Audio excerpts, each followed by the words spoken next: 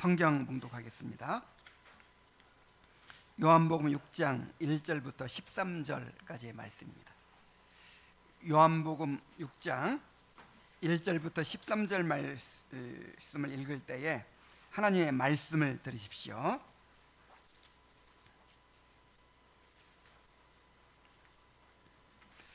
그 후에 예수께서 디베라의 갈릴리 바다 건너편으로 가시매 큰 무리가 따르니 이는 병자들에게 행하시는 표적을 보았음이러라.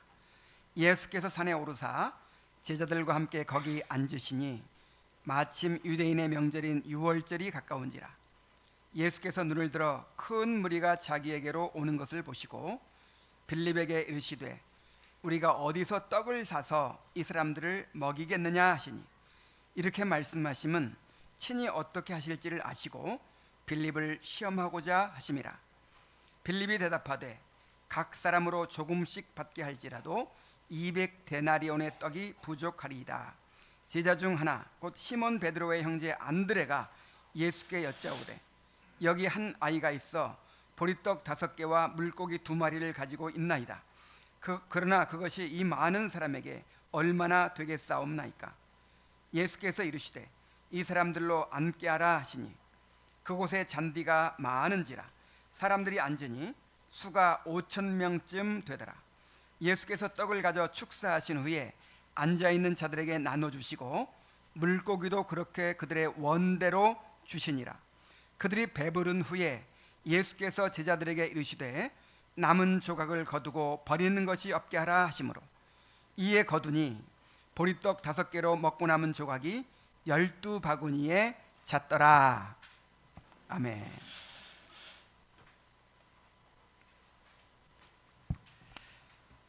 예수님은 보리떡 5개와 물고기 2마리로 남자만 5,000명, 여자와 아이들까지 다 합하면 최소한 10,000명에서 20,000명 정도가 되는 큰 무리를 먹이셨습니다.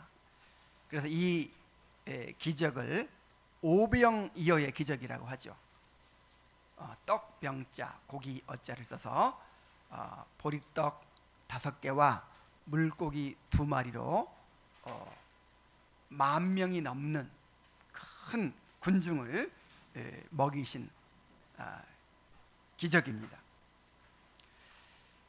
이것은 예수님께서 누구신가를 나타내는 또 사인, 즉 표적이죠.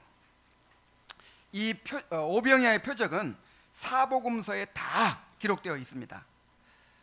예수님이 행하신 일들이 많이 있는데 4명의 복음서 저자들이 그 행적들을 기록했는데 요한은 이 공관복음서가 다 기록된 후에 이제 공관복음서가 다루지 않은 내용들을 주로 기록했잖아요.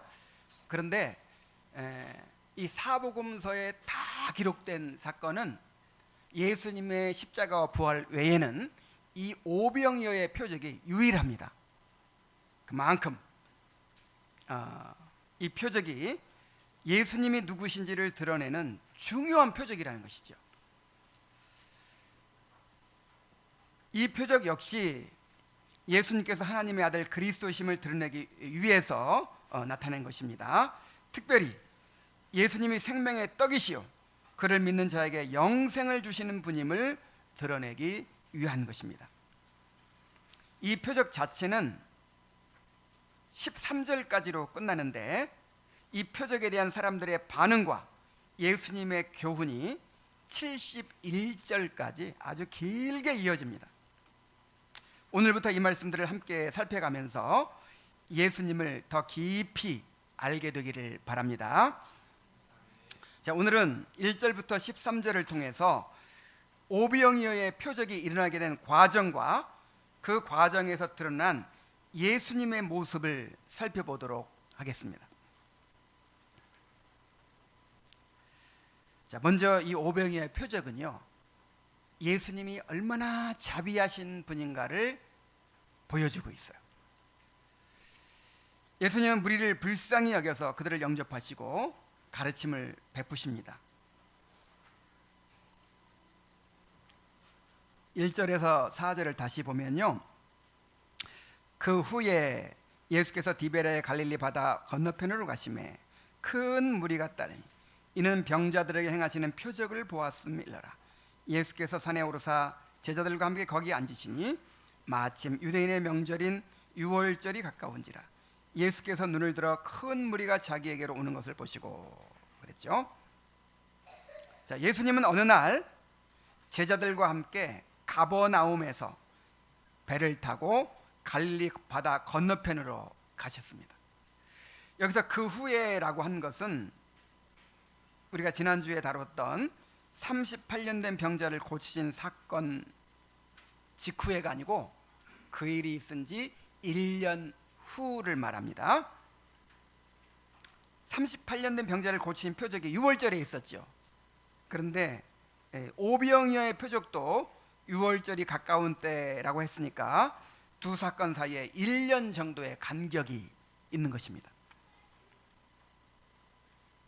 그 1년 동안 예수님은 모든 도시와 마을에 두루 다니시며 회당에서 가르치시고 천국 복음을 전파하시고 모든 병과 모든 약한 것을 고치셨습니다. 그리고 제자들의 권능을 주셔서 각처로 보내시면서 예수의 이름으로 병을 고치고 복음을 전하게 하셨습니다. 그리고 제자들이 이제 전도 여행을 마치고 돌아온 거예요. 예수님께서는 제자들에게 잠깐 한적한 곳으로 가서 쉬어라 이렇게 말씀하셨어요. 사람들이 계속해서 예수님을 찾아오니까 음식을 먹을 겨를도 없는 거예요. 새벽부터 밤중까지 너무너무 이 경무에 시달리는 거예요. 그래서 예수님은 제자들과 함께 잠시 휴식을 취하기 위해서 갈릴리 바다 건너편 베세다라는 곳으로 가신 것입니다. 자, 그런데 큰 무리가 그곳까지 예수님을 따라왔다고 했어요.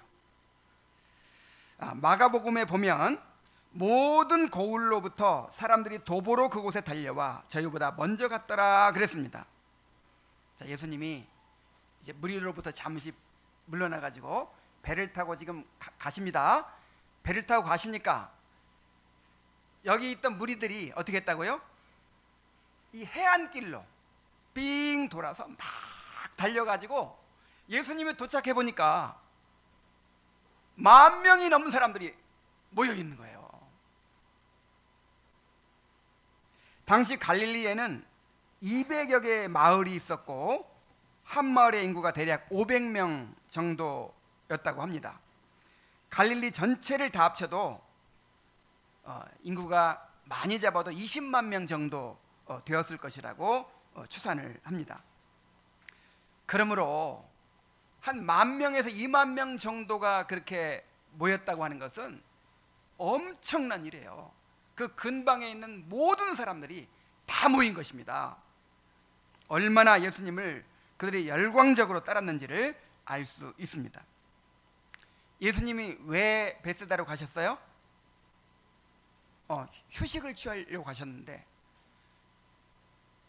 엄청난 군중이 모여서 기다리고 있었으니 얼마나 당황스럽고 또 피곤하셨겠습니까?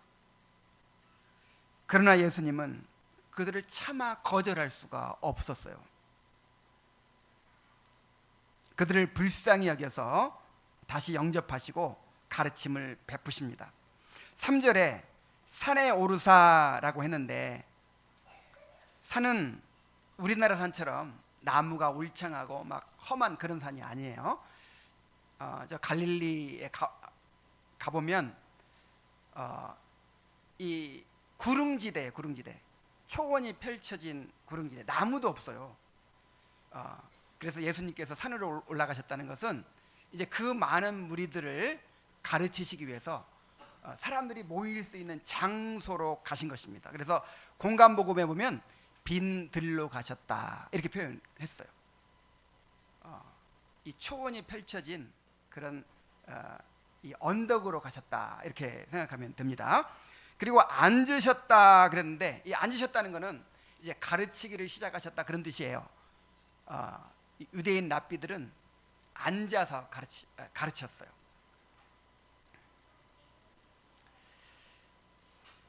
마가복음 6장 34절에 보면 큰 무리를 보시고 그 목자 없는 양 같음으로 인하여 불쌍히 여기사 이에 여러 가지로 가르치시더라 그랬어요. 얼마나 예수님이 피곤하셨겠습니까? 얼마나 쉬고 싶으셨겠어요. 그리고 뭐 정신이 없는 거예요. 그 많은 무리에 날마다 시달리니까. 근데 그 사람들이 얼마나 참 삶이 어렵고 그렇게 막막하고 그렇게 뭔가 희망을 찾고 싶으면 예수님이 행하시는 표적을 보고 거기까지 그렇게 결사적으로 따라왔겠어요. 그 사람들을 차마 거절하실 수가 없는 거예요.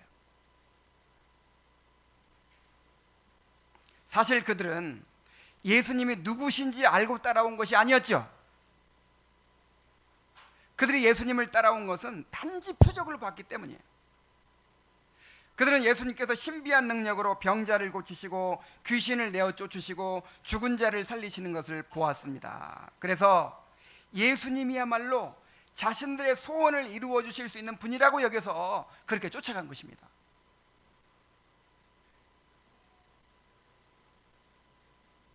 그러나 그들은 그들을 예수님이 내치지 않으셨다는 거예요.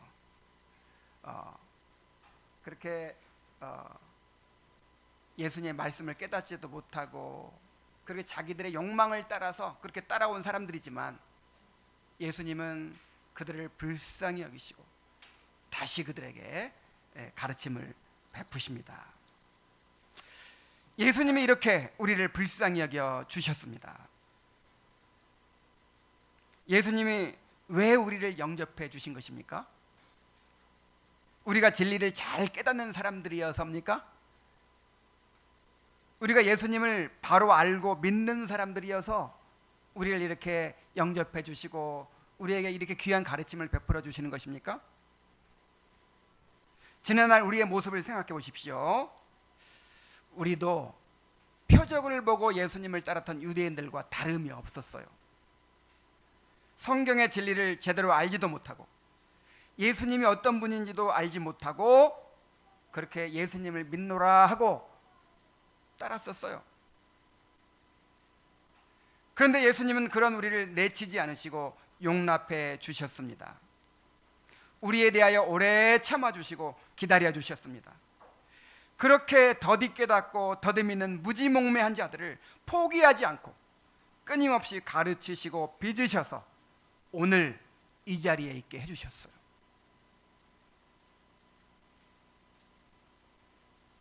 주님의 자비가 아니었다면 어떻게 우리가 이러한 복을 누릴 수 있었겠습니까?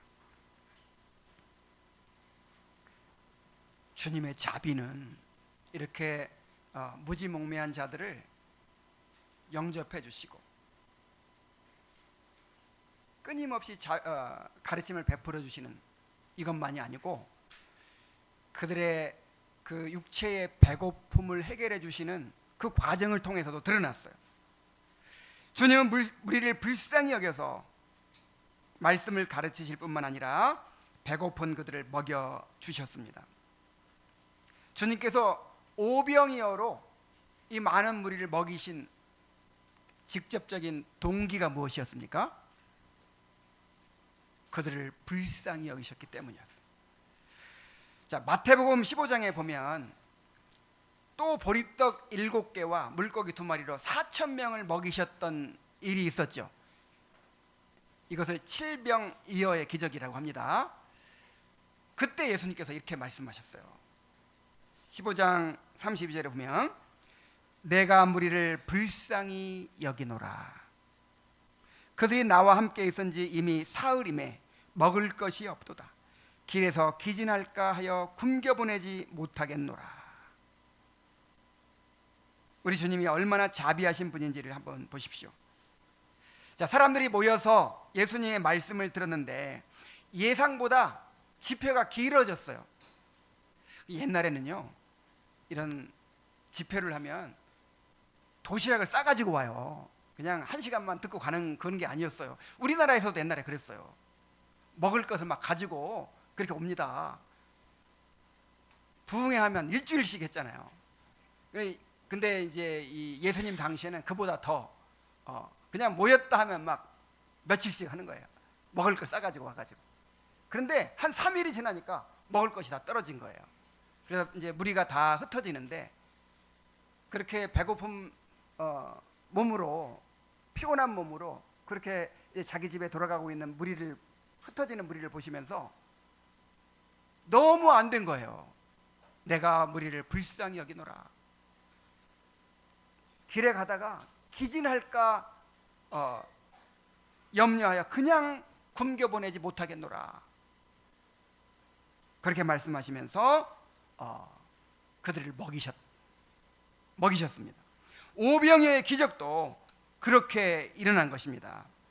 예수님이 그들의 배고픔을 아시고 그들을 불쌍히 여겨서 먹여주신 것입니다. 예수님은 우리 영혼의 문제뿐만 아니라 우리의 육신의 문제에도 깊은 관심을 가지고 돌보시는 자비하신 분이십니다.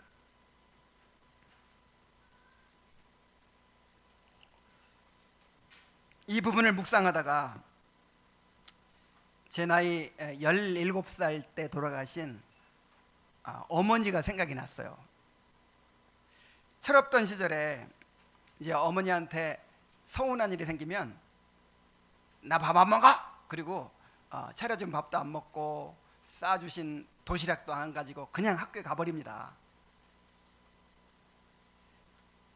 그러면 어머니는 하루 종일 얘가 밥도 안 먹고 갔는데, 도시락도 안 가지고 갔는데, 다른 아이들이 도시락 먹을 때 혼자서 얼마나 기가 죽을까, 얼마나 배가 고플까, 그렇게 하루 종일 걱정하시거든요. 이걸 알아요. 제가 아니까 엄마 속상하게 해드리려고 그렇게 이제 무기로 삼는 거죠. 어머니는 이렇게 자녀를 불쌍히 여깁니다. 자녀의 고통을 자신의 고통으로 여깁니다. 그런데 예수님은 세상의 어떤 어머니보다 비교할 수 없을 만큼 더욱 자비하십니다. 우리 주님이 사랑의 근원이십니다. 세상의 모든 어머니에게 자식 사랑하는 마음을 주신 분이 누구예요? 바로 우리 주님이십니다. 이사야 49장 14절로 15절에는 이렇게 말씀하셨어요. 오직 시온이 이르기를 여호와께서 나를 버리시며 주께서 나를 잊으셨다 하였거니와.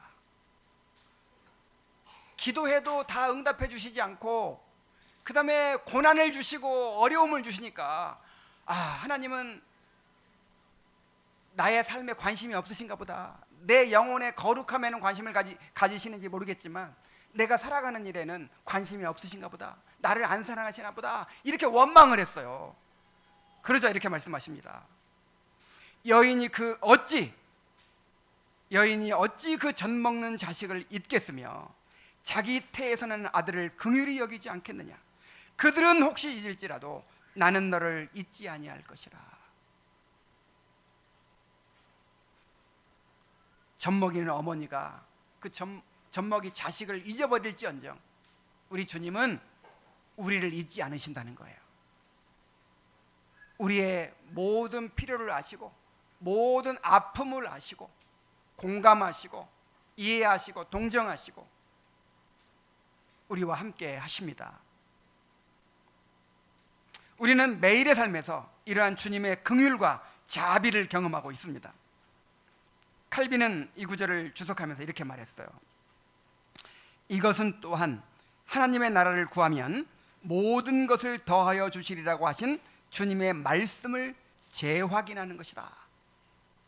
비록 우리가 매일같이 기적을 보지는 못하지만 그리스도께서는 우리에게 후히 먹여주심으로 그의 능력을 나타내 보이시고 있다 그랬어요. 꼭 기적이 일어나야만 주님의 능력인 것이 아닙니다. 우리가 원하는 대로 우리 기도가 다 응답되어야만 하나님이 우리를 사랑하시는 것이 아니에요. 주님은 날마다 우리를 먹이시고 입히시고 우리에게 필요한 모든 것을 공급해 주심으로써 우리를 향한 당신의 사랑과 그 능력을 나타내 보이고 계신다는 거예요. 저는 매월 첫 주에 재정보고를 할 때마다 감동을 받아요. 이 교회가 세워지고 나서 지난 10년 동안 한 번도 적자가 난 적이 없었어요. 성도가 적었을 때는 외부에서 전혀 기대하지 않았던 헌금이 들어와서 채워졌습니다. 성도들의 헌금이 늘어나자, 그래서 이제 자립이 되는 순간에 약속이나 한 듯이 외부의 지원이 딱 끊어졌어요. 코로나 때에도, 목사가 병들어서 휴행할 때에도, 성도들이 교회를 떠났을 때에도 항상 넘치지도 않고 모자라지도 않게 꼭 필요한 만큼만 채워주시는 거예요. 이것이 무엇을 의미하는 것입니까? 지난 10년 동안 하나님께서 이 교회에 속한 성도들의 삶을 신실하게 돌보셨다는 것입니다. 우리가 이것을 절대로 당연하게 여겨서는 안 돼요. 우리 눈에 보이는 모든 것들은 다 우리를 가르치시는 모형입니다. 우리에게 날마다 후히 먹여주시고 입혀주시고 필요한 것들을 공급해주시는 이것을 통해서 우리 하나님께서 우리를 얼마나 사랑하시는지, 우리를 얼마나 큰 능력으로 돌보고 계시는지, 우리의 구원을 얼마나 신실하게 이루어가고 계시는지를 나타내고 계시는 거예요. 그것을 하나님의 사랑의 손길로, 능력의 손길로 우리가 받아야 하는 것입니다.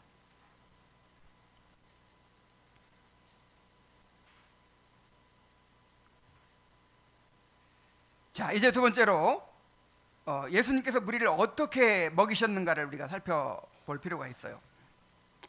자, 예수님은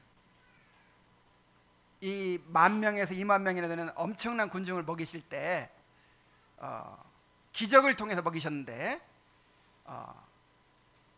제자들에게 먹이라고 명령을 하시는 거예요. 5절에 7절에 보면 예수께서 눈을 들어 큰 무리가 자기에게로 오는 것을 보시고 빌립에게 이르시되 우리가 어디서 떡을 사서 이 사람들을 먹이겠느냐 하시니, 이렇게 말씀하시면 친히 어떻게 하실 것을 아시고 빌립을 시험하고자 하심이라. 빌립이 대답하되 각 사람으로 조금씩 받게 할지라도 200데나리온의 떡이 부족하리이다.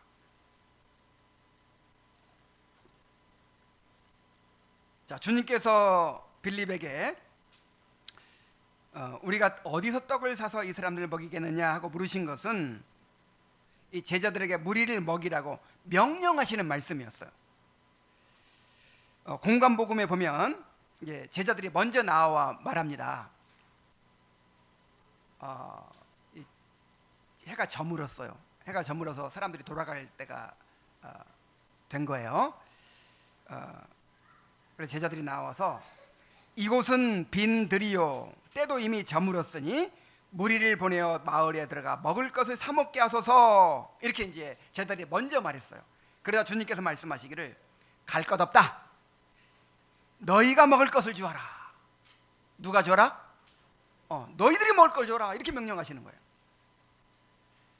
자, 공관복음에는 주님이 빌립 개인에게 물은 것이 아니고 제자들에게 물으신 것으로 되어 있어요. 그러니까 이제 빌립이 대표해서 대답을 한 거죠. 너희들이 이 무리를 먹여야 되는데 어떤 방법으로 먹일 수 있겠느냐 하고 물으신 것이죠. 이에 빌립이 제자들을 대표하여 대답합니다. 각 사람으로 조금씩 받게 할지라도 200데나리온의 떡이 부족하리이다. 자, 1데나리온이면 당시 노동자의 하루 품삯이었습니다. 자, 200데나리온이면 노동자의 200일치 임금이었어요. 자, 우리 돈으로 환산하면 그 당시에는 못 살던 때니까 한 5만 원씩만 잡읍시다. 일당 5만 원, 200일치면 얼마예요? 1,000만 원이죠. 맞습니까? 1,000만 원. 그래서 NIV 성경은 의미를 살려서 이렇게 의역을 했어요. 8달치 임금으로도 각 사람이 한 입이라도 먹을 만큼의 빵을 사기에 충분하지 않을 것입니다. 얼만큼이면 먹어도? 한 입씩만 먹어도 1,000만 원이 필요합니다. 그런데 1,000만 원이 어디 있어요, 제자들에게? 그리고 1,000만 원이 있다고 한들 그 많은 빵을 어디서 사요? 무슨 마트가 있는 것도 아니고. 그래서 이 빌립의 대답은 이것입니다. 주님, 도저히 계산이 안 나옵니다.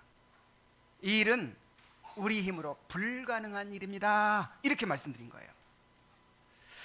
자, 그런데 왜 주님은 제자들이 감당할 수 없는 일을 명하신 것입니까? 주님께서 어떻게 할 것을 아시고 명하셨다고 했죠. 그러니까 주님의 계획이 다 있는 거예요. 이 사람들 먹이는 거는 이 제자들의 능력으로 안 된다. 내가 기적을 통해서 이들을 먹이겠다. 이렇게 계획을 하셨어요. 그리고 나서 제자들에게 너희가 먹을 것을 주어라. 이렇게 제자들에게 아주 무거운 짐을 주신 것입니다. 왜 이렇게 감당할 수도 없는 일을 맡겨가지고 고민하게 만듭니까? 요한은 이에 대해서 친히 어떻게 하실지를 아시고 그들을 시험하고자 하심이라 그랬어요. 뭐 하고자? 시험하려고. 왜 시험합니까? 자, 이 사탄이 주는 시험은 우리를 죄에 빠지게 하는 시험이죠. 그런데 하나님이 주시는 시험은 우리의 믿음을 견고케 하기 위한 시험이에요. 그래서 웨콜람 파디우스라는 개혁자는 이렇게 그 시험의 목적을 이야기합니다. 그들 스스로 아무것도 할 수 없음을 알게 하시기 위해서, 그리고 주님의 능력으로는 불가능한 것이 없음을 알게 하시기 위해서라고 했습니다. 자, 예수님께서 병을 고쳐주실 때 질문하실 때가 있죠. 내가 낫고자 하느냐? 이렇게 질문하시잖아요. 내게 무엇하여 주기를 원하느냐? 이렇게 물어보시잖아요. 나는 근데 왜 이렇게 물어보시는지를 이해할 수가 없었어요. 제가 어렸을 때 성경 읽으면서. 아니, 그냥 고쳐주시면 되지. 그걸 말이라고 합니까? 낫고 싶지, 그냥 안 낫고 싶겠어요? 근데 왜 물어보신 거예요? 예수님의 질문을 통해서 주님을 바라보도록 하신 거예요. 믿음을 행사하도록 하신 거예요. 그 믿음을 불러 일으키기 위한 질문이었습니다. 그런 것처럼 제자들에게도 주님께 대한 믿음을 일으키시고자 그들을 시험하셨던 것입니다. 지금 제자들이 예수님과 함께한 지가 얼마나 됐어요? 지금 1년 반이 된 거예요. 1년 반. 2년 반이 된 거예요. 38년 된 병자 고칠 때가 한 1년쯤 됐고, 1년 반쯤 됐고, 또 1년 지났으니까 한 2년 반 된 거예요. 2년 반 동안 예수님께서 행하시는 많은 표적을 봤어요. 예수님께는 불가능이 없다는 것을 확인했어요. 그래서 이런 과제가 주어졌을 때, 우리 힘으로 안 되는구나, 이거를 이제 계산이 나왔죠. 그러면 누구를 바라봐야 되겠어요? 예수님을 바라보면서 또 예수님께 대한 믿음을 가져야 되겠죠. 자, 이것을 위해서 질문하신 것이었습니다. 때때로 주님께서 우리에게 우리 힘으로 도저히 감당할 수 없는 문제들을 허락하시는 이유가 바로 여기에 있습니다. 우리는 한계 상황에 부딪힐 때야 우리 자신을 발견하게 됩니다. 우리의 연약함과 무능을 깨닫게 됩니다. 그리하여 우리가 붙들고 있던 모든 우상들을 내려놓고 오직 주님만을 의지하게 되는 것입니다. 그래서 인간의 끝은 하나님의 시작이라고 했어요. 주님께서 우리에게 시험을 허락하시는 것은 우리가 감당치 못한 무거운 짐에 눌리게 하시는 것은 주님께 대한 믿음을 키우기 위해서라는 사실을 기억하시기 바랍니다. 자, 예수님이 누구를 통해서 먹이셨어요? 제자들에게 명령하시고 제자들을 통해서 먹이십니다. 또한 주님은 한 아이가 드린 보잘것없는 음식으로 무리를 먹이셨어요. 자, 8절에 제자 중 하나 곧 시몬 베드로의 형제 안드레가 예수께 여짜오되 여기 한 아이가 있어 보리떡 5개와 물고기 2마리를 가지고 있나이다. 그러나 그것이 이 많은 사람에게 얼마나 되겠사옵나이까. 예수께서 떡을 가져 축사하신 후에 앉아있는 자들에게 나눠주시고 물고기도 그렇게 그들의 원대로 주시니라 그랬죠. 자, 오병이어는 한 아이가 가지고 온 보잘것없는 도시락이었습니다.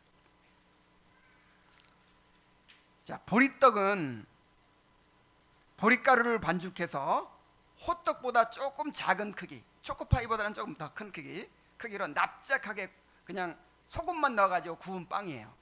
맛이 있을까요, 없을까요? 이 밀가루 빵은 고급이에요. 그래서 이 보리떡은 아주 가난한 사람들만 먹는 음식이었습니다. 그리고 물고기는 그 정어리만한 이 소금에 절인 그런 물고기였어요. 이것도 아주 가난한 사람들이 먹는 음식이었어요. 그래서 아마도 이제 예수님께서 너희가 먹을 것을 줘라, 그리고 너에게 떡이 몇 개나 있느냐 막 이렇게 말씀하시는 것을 듣고 제자들이 이제 조사를 해봤을 거 아니에요. 여러분 혹시 가지고 온 음식 아직 남은 것이 있습니까? 막 이렇게 물어보고 했을 때 그 어린아이 하나가 나는 엄마가 싸준 도시락이 있어요 하고 내놓았던 것 같아요. 그 보잘것없는 보리떡 5개, 물고기 2마리 이것을 이제 내놨는데 안드레가 그것을 예수님이 가지고 온 것입니다.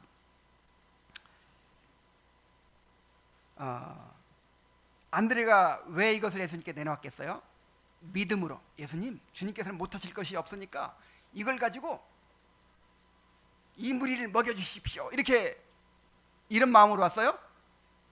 안드레가 그런 마음으로 온 게 아니에요. 우리가 이 오병이어를 생각할 때 오병이어를 드렸기 때문에 하나님의 능력이 나타났다 막 이런 식으로 이 오병이어를 지나치게 미워하는 경향이 있어요. 그런데 전혀 오병이어는 여기서 그런 지금 그런 역할을 하고 있는 게 아니에요. 오병이어는 여기서 우리가 가진 자원의 한계를 보여주는 것입니다. 우리의 연약함을 상징하는 것입니다. 안드레가 그걸 내놓을 때 이것밖에 없습니다. 우리 힘으로는 안 됩니다. 주님 우리 보고 이 무리를 먹이라고 하시는데 이 말도 안 되는 소리입니다. 이런 의미로 갖다 드린 거예요.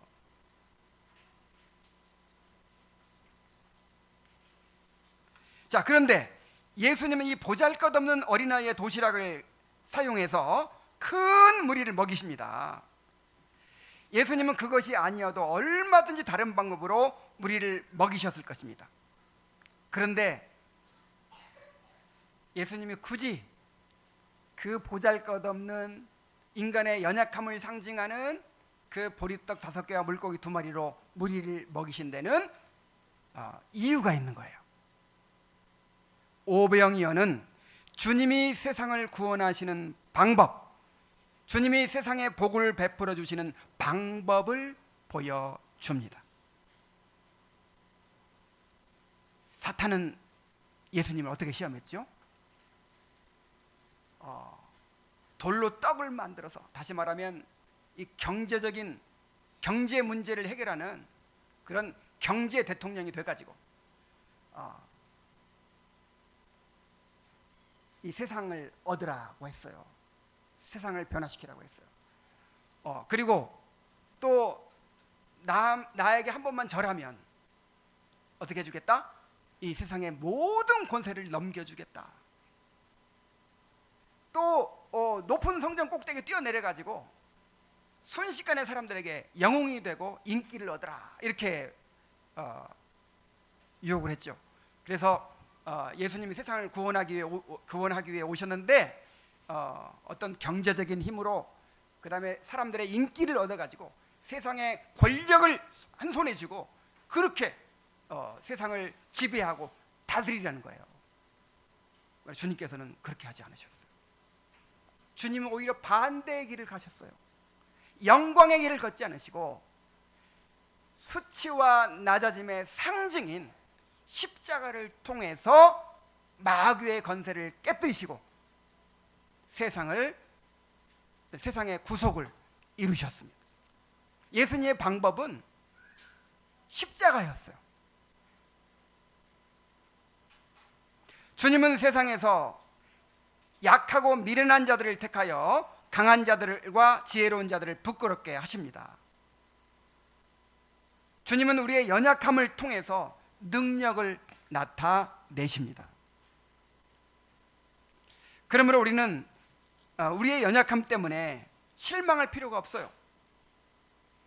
우리는 질그릇의 보배를 가진 사람들입니다. 능력의 심히 큰 것이 우리에게 있지 않고 우리 주님께 있습니다.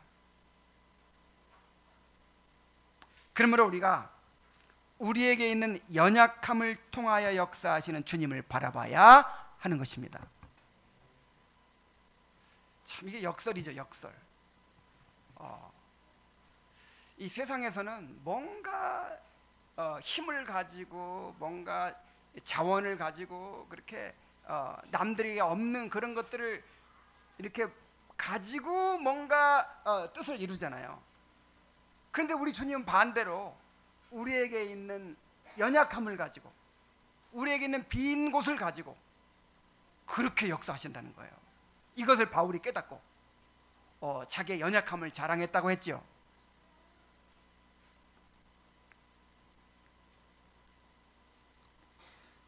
주님은 오병이어를 제자들에게 주시고 그것을 무리에게 나누어 주게 하십니다.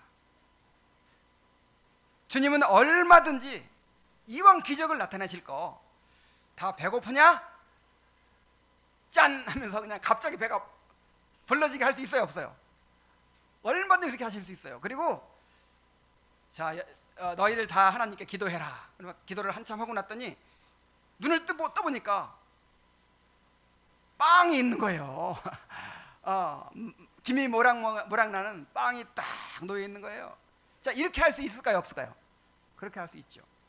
그런데 굳이 예수님은 그 어린아이의 보잘것없는 도시락을 사용하시는 거예요. 그거를 누구한테 줬어요? 제자들한테 줍니다. 떼어서 줍니다. 이렇게 떼어서 주고 제자들이 그것을 무리에게 나누도록 했어요. 왜 이렇게 번거롭게 하십니까? 이것은 주님께서 우리를 주님의 복을 전하는 통로로 사용하신다는 것을 보여줍니다. 자, 칼빈이 이렇게 말합니다. 그리스도께서 떡을 제자들에게 주어 그들의 손에서 불어나는 것을 원하신 사실에서 우리는 하나님께서 우리가 서로 섬길 때, 어떻게 할 때? 섬길 때 우리의 노력을 통해 노력을 축복해 주신다는 교훈을 얻을 수 있다 그랬어요. 우리는 주님의 몸의 지체입니다. 우리가 뭐예요? 주님의 몸의 지체. 우리가 주님의 손이고 주님의 발이에요. 주님의 입이에요. 그래서 주님께서 세상에 복을 전하실 때 누구를 사용하세요? 우리를 사용하시는 거예요. 이 교회 안에서 누군가에게 내가 복을 전해주고 싶다. 그럼 누구를 사용하신다고요? 우리가 가진 보리떡을 이제 주님 앞에 드릴 때 주님께서 그것을 가지고 우리 보고 나눠주라고 하시는 거예요.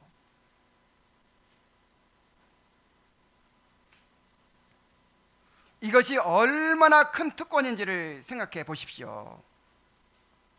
주님은 우리를 주님의 사역에 참여하게 하심으로 우리가 주님의 은혜를 경험하면서 성장하게 하십니다. 우리 몸의 지체들이 계속해서 이 몸을 위해 작용하고 있죠. 활동하고 있죠. 그런데 어떤 지체가 그냥 쉬는 거예요. 나는 힘들어서 피곤해서 활동을 못 하겠다고 쉬면 어떻게 될까요? 사고 나서 팔이 부러져 가지고 기부스를 지금 하고 쉬고 있는 거예요. 팔이 안 움직이고. 그럼 어떻게 돼요? 기부스를 풀어봤더니 편히 쉬어 가지고 통통하게 살이 쪄 있는 게 아니라 바싹 말라 있는 거예요. 계속해서 사용해야만 우리 지체가 자라게 돼 있어요. 강해지게 돼 있어요. 우리 주님께서 우리의 구원을 완성하시는 방법이 바로 그것입니다. 우리를 성장시키는 방법이 바로 그거예요. 머리 대신 주님께로부터 모든 은혜를 공급받아서 주님의 모든 지체들이 서로 섬기게 하신 거예요.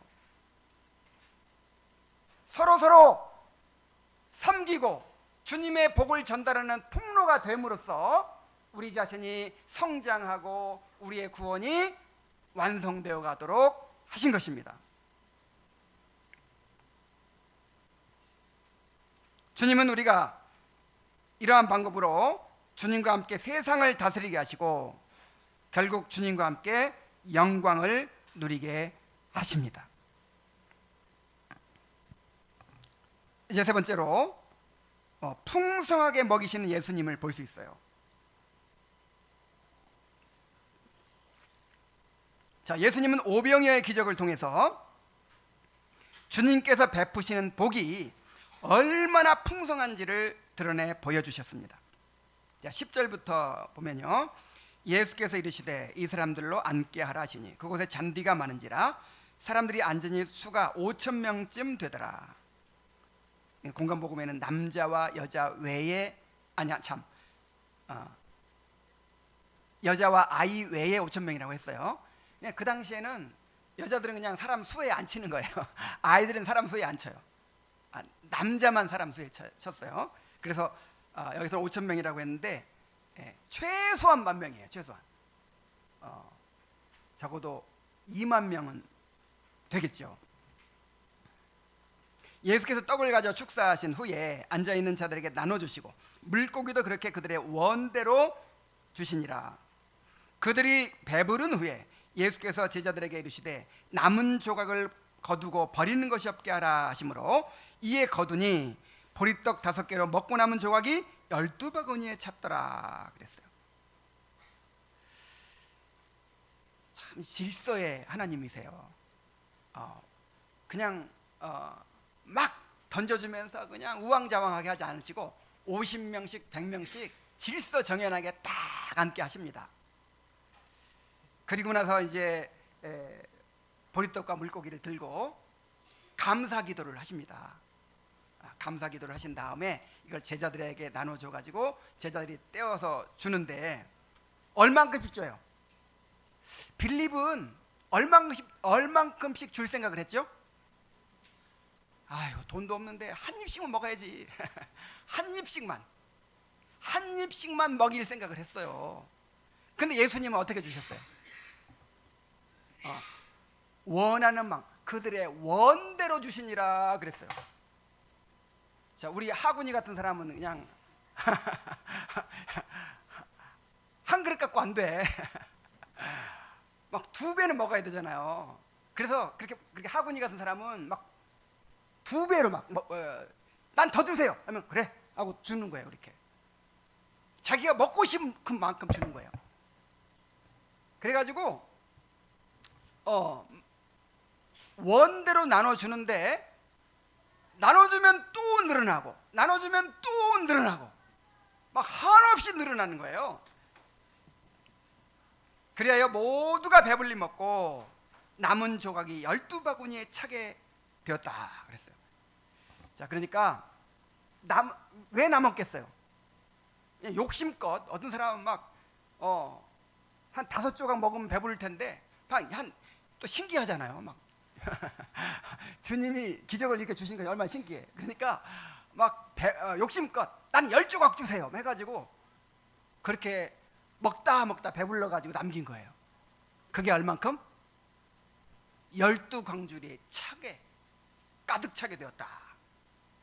우리 주님이 주시는 복이 얼마나 풍성한 것인가를 보여주는 거예요. 우리 주님은 그냥 한 입씩만 먹어라 아껴 먹어라 이렇게 주시는 분이 아니에요. 어떻게 주세요? 원대로 주십니다.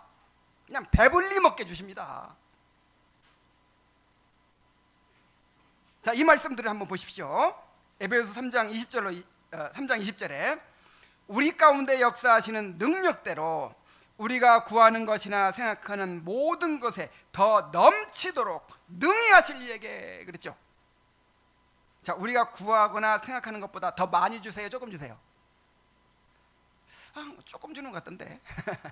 하나님 나에게 100만 원만 주십시오. 그러면 에이 깎아서 80만 원만 가져라. 이렇게 이렇게 주시던가요? 우리 주님은 풍성하게 주십니다. 우리가 구하는 것이라 생각하는 게 더 넘치도록 주십니다. 자, 그 다음에 빌립보 4장 19절에 보면 한량없이 풍요하신 나의 하나님께서, 이게 공동번역으로 제가 썼어요. 한량없이 풍요하신 나의 하나님께서는 그리스도 예수를 믿는 여러분에게 필요한 모든 것을 어떻게 풍성하게 채워주실 것입니다. 그랬죠. 누가복음 6장 38절에 주라 그리하면 너희에게 줄 것이니 곧 후유되어 누르고 흔들어 넘치도록 하여 너희에게 안겨주리라. 요 표현은 아마 모를 거예요. 요즘 사람들은 옛날 그 쌀을 담을 때 말에 담잖아요, 말. 근데 이 쌀 장사들이 이 기술이 이렇게 쌀을 딱 담으면 쌀이 이렇게 딱 서 있대요. 이렇게 쌀 알들이. 그러면 얼마 담지도 않았는데 가득 차는 거예요. 근데 만약에 많이 담으려면 어떻게 해야 되는지 아세요? 여기 이대로 해야 돼요. 후이되어 눌러야 돼요. 누르고 흔들어. 그러면 차곡차곡 쌓이는 거예요. 공간이 없이. 그래갖고 넘치도록 이렇게 준단 말이에요. 이렇게. 쌀 한 말만 주십시오. 그러면 살짝 이렇게 쌀알이 꼿꼿이 서도록 이렇게 기술적으로 해가지고 조금 주는 게 아니라 그래 내가 한 말 줄게 하면서 그냥 막 꾹꾹 누른 다음에 흔든 다음에 그냥 넘치도록 해가지고 이렇게 주신단 말이에요. 우리 하나님께서. 자, 하나님께서 우리의 구원을 위해서 누구를 주셨죠? 예수님을 그냥 우리에게 주셨어요. 예수님은 신성의 모든 충만이 육체로 거하시는 분입니다. 그러므로 그분으로부터 흘러나오는 복이 얼마나 풍성하겠습니까? 근데 왜 내가 달라는 대로 다 안 줍니까? 여러분, 아무리 재벌집 아들도 달라는 대로 다 안 줘요. 지금 죽었죠. 스티브 잡스 집에 아이패드가 없었대요. 뭐 없지는 않았겠죠. 애들한테 안 줬대요. 어려서 책을 봐야지. 영상을 너무 처음부터 가까이 하면 해롭다. 어렸을 때는 책을 봐야 된다 해가지고 일부러 안 줬다는 거예요. 정말 우리에게 유익한 것, 필요한 것만 주시기 위해서 하나님께서 그렇게 안 주시는 것이지, 가장 좋은 것을 풍성하게 주고자 하십니다. 여러분, 이것을 믿으셔야 됩니다. 그래서 요한복음을 시작하면서 이렇게 표현했어요. 이렇게 선포했어요. 요한복음 1장 16절에 우리가 다 그의 충만한 데서 받으니 은혜 위에 은혜를라 그랬어요. 자, 충만한 데서 받아요. 그냥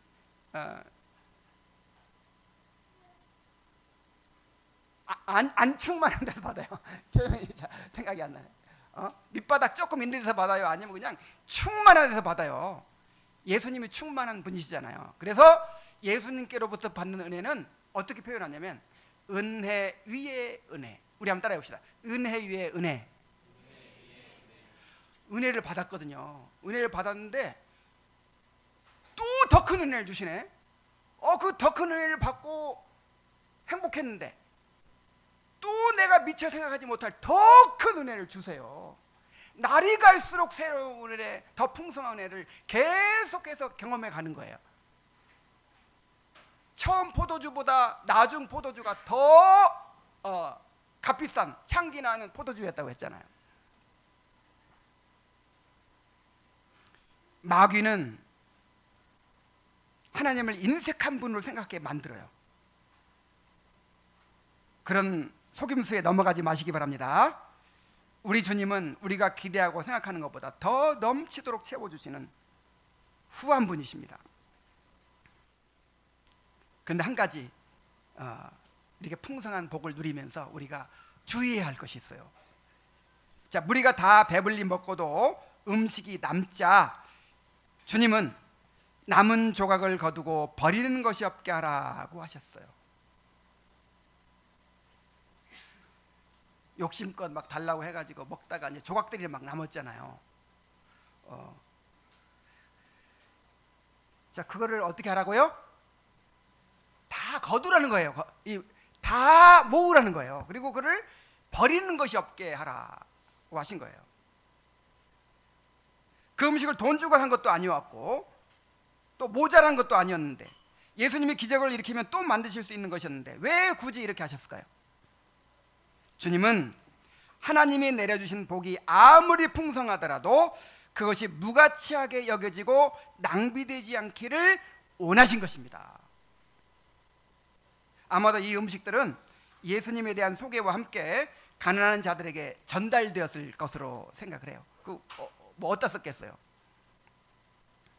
이 말씀은 우리가 주님이 주신 복을 소중히 여겨야 함을 보여줍니다. 우리가 주님이 주시는 복을 풍성히 누리다 보면 그것을 무가치하게 여기고 함부로 낭비하게 되기가 쉬워요. 그러나 우리가 누리고 있는 것들 중 어느 것 하나도 당연한 것으로 여겨서는 안 됩니다. 우리가 무슨 자격이 있어서 누리는 것이 아닙니다. 우리의 행위로 봐서는 형벌을 받고 버림받아야 마땅한 사람들입니다. 우리가 누리는 모든 것들은 다 주님께서 이루신 구속의 결과로 누리게 된 것들입니다. 그 모든 것들이 다 주님이 주신 사랑의 선물들이에요.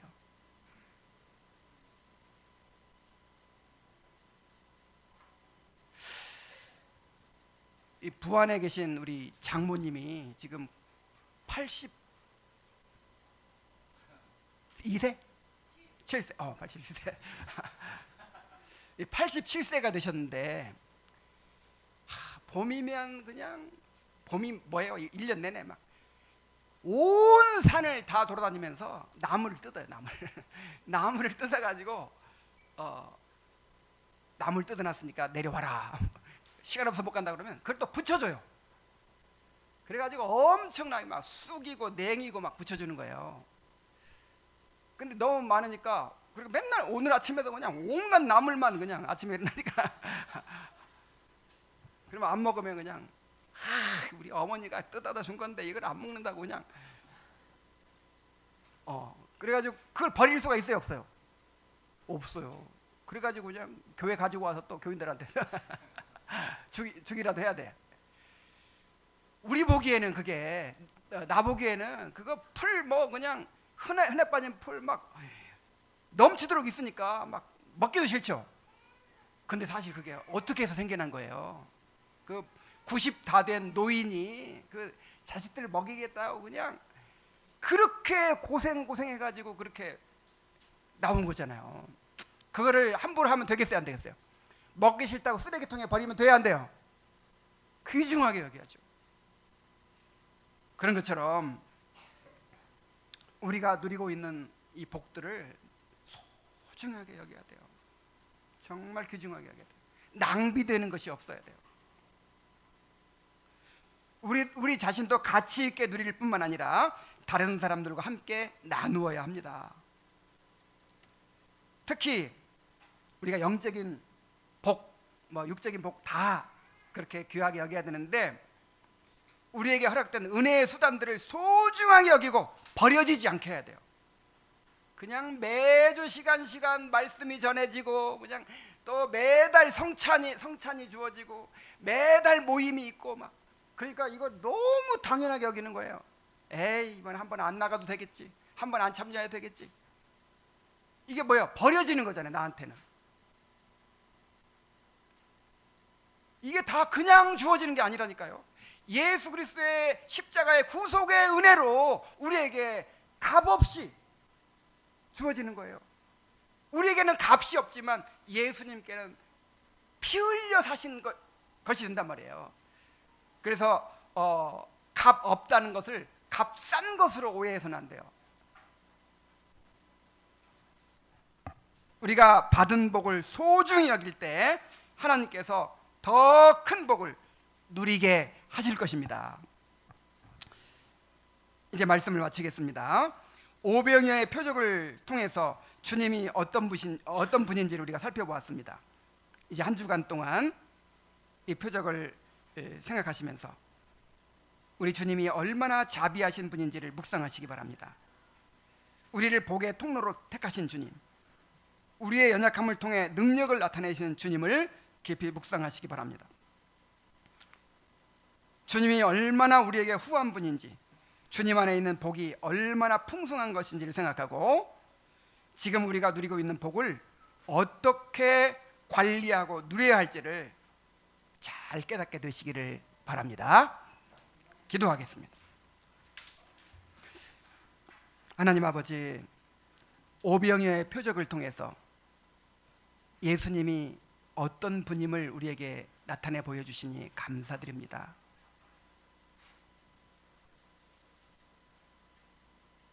기적이 아니더라도 매일 우리의 필요를 채워주시는 그 은혜를 통해서 주님이 얼마나 자비하신 분인지를 우리에게 드러내고 계십니다. 그 은혜를 깨닫게 하여 주옵소서. 참으로 주님의 지체인 우리들을 통해서 다른 사람을 복 주신다는 사실을 기억하고 참으로 우리가 가진 보리떡을 사용해서 오병이어를 사용해서 힘써 섬길 수 있도록 인도하여 주옵소서. 우리 주님이 얼마나 참으로 풍성한 분인지 깨닫게 하시고 그 풍성한 복을 가치 있게 사용하고 나눌 수 있는 우리가 될 수 있도록 인도하여 주옵소서. 예수님의 이름으로 기도하옵나이다. 아멘.